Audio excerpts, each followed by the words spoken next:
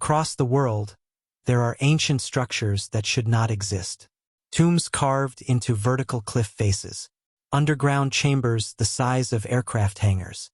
Rocks split with a precision that modern tools would struggle to match. These sites were built thousands of years ago, long before cranes, blueprints, or written records. And yet, in many cases, the craftsmanship is so exact, the scale so massive, that experts still cannot agree on how or even why they were built. In this video, we look at 4 of the most extraordinary ancient structures ever discovered, and the questions that remain unanswered about each one. In 1992, a Chinese farmer named Wu Enai looked at a pond outside his village and asked a simple question. How deep does it actually go? He pooled money with his neighbors, bought a water pump, and started draining it. What he found underneath changed everything. The pond wasn't a pond. It was the flooded entrance to a massive underground cave. Hand-carved, ancient, and completely unknown to history. When other ponds in the area were drained, they too revealed the same thing. In total, 24 enormous caverns were uncovered, stretching across 30,000 square meters of solid rock. China called it the 9th wonder of the ancient world. Here's where it gets strange. Every single cave, floor to ceiling, is covered in precise parallel lines chiseled into virtually every surface. The pattern is uniform across all 24 caves, as if they were built from a single blueprint. The individual chambers measure between 18 and 34 meters wide, with ceilings reaching up to 20 meters high, supported by carved stone pillars. Removing that much rock would have required excavating roughly 1 million cubic meters of stone. And yet, nobody knows where that stone went. No rubble, no debris trail, nothing. Archaeologists dated the caves to around 2,000 years ago, the Han Dynasty era. But there is not a single historical document that refers to their construction, which is extraordinary given the sheer scale of the project. Every theory has been proposed: a royal tomb, a military hideout, an imperial quarry, and every theory has been rejected. The tomb theory fails because there are no burial remains. The military theory fails because the entrances are too narrow for an army. The quarry theory fails because nobody quarries stone and then decorates the walls. Critically, none of the 24 caves are connected to each other. Despite being built nearly identically, side by side, with no shared passage between them. That detail alone baffles engineers. Why go to that effort and deliberately keep them sealed apart? A project of this scale, in ancient China, would have required thousands of workers, years of planning, and the full support of whoever was in power. That kind of operation leaves a paper trail. It leaves some record. The Longyou Caves left nothing. Not a tool. Not a document. Not a name. Whatever was being built here, someone went to extraordinary lengths to make sure we'd never know why. What do you think they were built for? Drop your theory below. In the middle of the Saudi Arabian desert, there is a rock that looks like it was cut in half with a laser. Not chipped, not cracked, cut perfectly, cleanly, right down the center. And the two halves? They're still standing, each one balanced on its own tiny pedestal, without leaning even a millimeter toward each other. This is Naslaa, a sandstone formation in northwestern Saudi Arabia, roughly 6 meters tall and 9 meters wide, split down the middle into 2 perfectly symmetrical blocks, each one sitting on a small natural pedestal. The gap between them is almost impossibly straight, smooth on both sides, vertical from top to bottom, straight enough to appear as if it were cut with a laser, and yet, despite the instability, neither half leans in to close the gap. That's what stops people in their tracks when they first see it. So how did it happen? The leading geological explanation is a joint, a break that naturally forms in rock without displacement, which can sometimes produce an unusually straight fracture. That accounts for the split, but not quite for how straight it is. A second theory points to freeze-thaw weathering. Water may have seeped into a small crack in the ancient boulder, frozen and expanded, then thawed, gradually widening the divide over thousands of years until the two halves fully separated. A third theory blames tectonic movement. The region occasionally experiences shifts in Earth's crust, and researchers think a sudden ground movement may have fractured Naslaa from below. Each theory is plausible. None of them fully explains how the split ended up this clean. But here's the detail that changes the whole picture. Naslaa isn't just a geological oddity.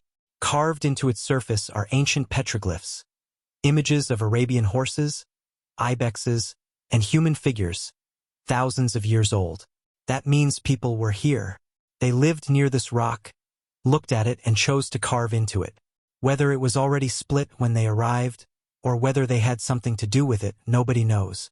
Studies show no tool marks on the split itself, suggesting it's a natural fracture. But the precision still makes that hard to accept at first glance.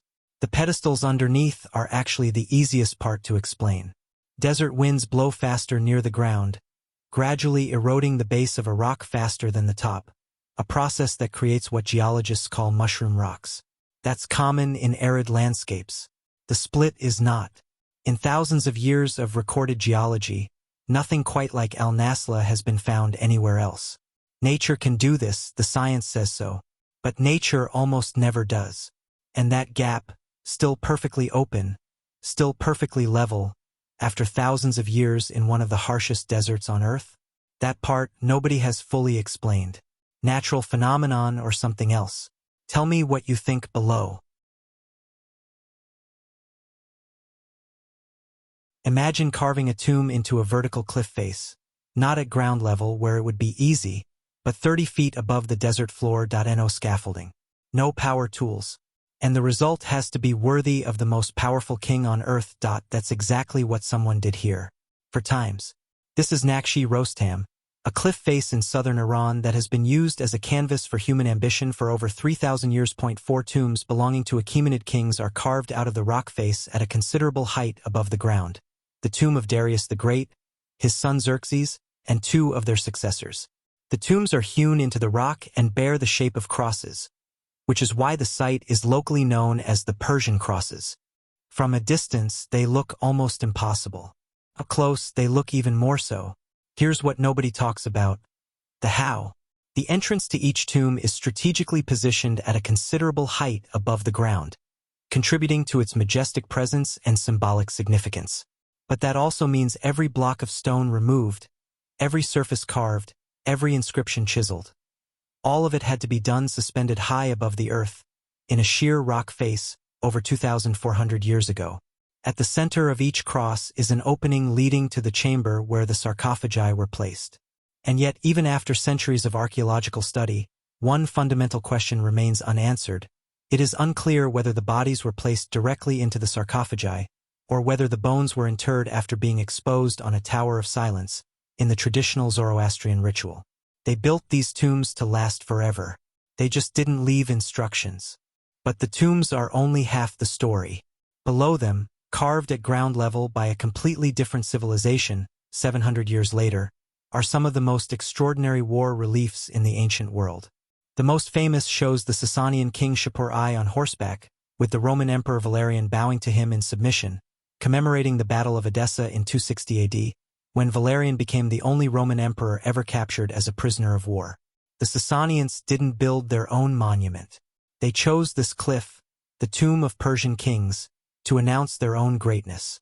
The location was the message. And then there's the structure nobody can explain at all. Standing in front of the tombs is a perfect stone cube, the cube of Zoroaster, dating to the 5th century BCE, whose purpose remains a complete mystery. Theories suggest it may have been a tomb, a depository for sacred texts, or an atypical fire temple. After 2,500 years of study, no consensus exists, not even close. 3 civilizations, 3,000 years, 1 cliff. Naqsh-e Rostam isn't just a burial site. It's a record of empires using the same stone canvas to shout the same thing across time. We were here. We were powerful. Remember us. The carvings did their job. We just don't fully understand them yet. Which empire left the most impressive mark here, the Achaemenids or the Sasanians?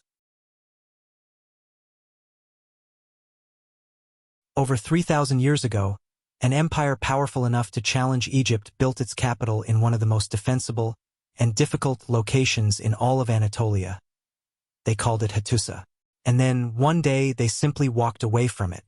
Hattusa was surrounded by a monumental enclosure wall more than 8 kilometers in length, with a double wall in the upper city reinforced by over 100 towers and 5 heavily decorated gateways, including the famous Lion Gate, where 2 enormous stone lions still guard the entrance today. With an area of around 180 hectares, it is one of the largest ancient city complexes in the world. But the terrain alone should have made it impossible. The ground within the city walls rises by about 280 meters from north to south, meaning the Hittites built an entire imperial capital across a steep, rocky, broken hillside. Moving those stones uphill across that terrain at that scale, nobody has fully explained how.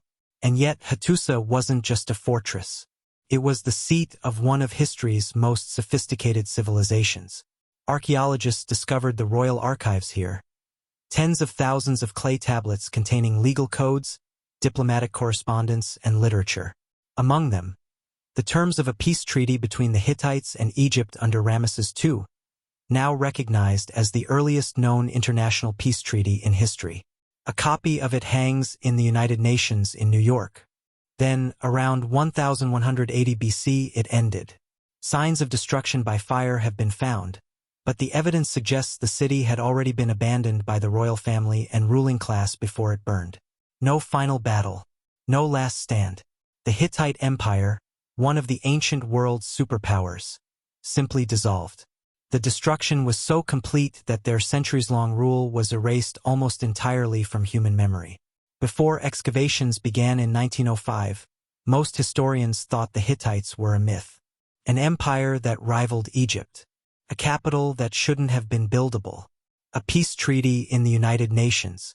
And a civilization so thoroughly forgotten that we only rediscovered it 120 years ago. How does an entire superpower just disappear? Tell me your theory below.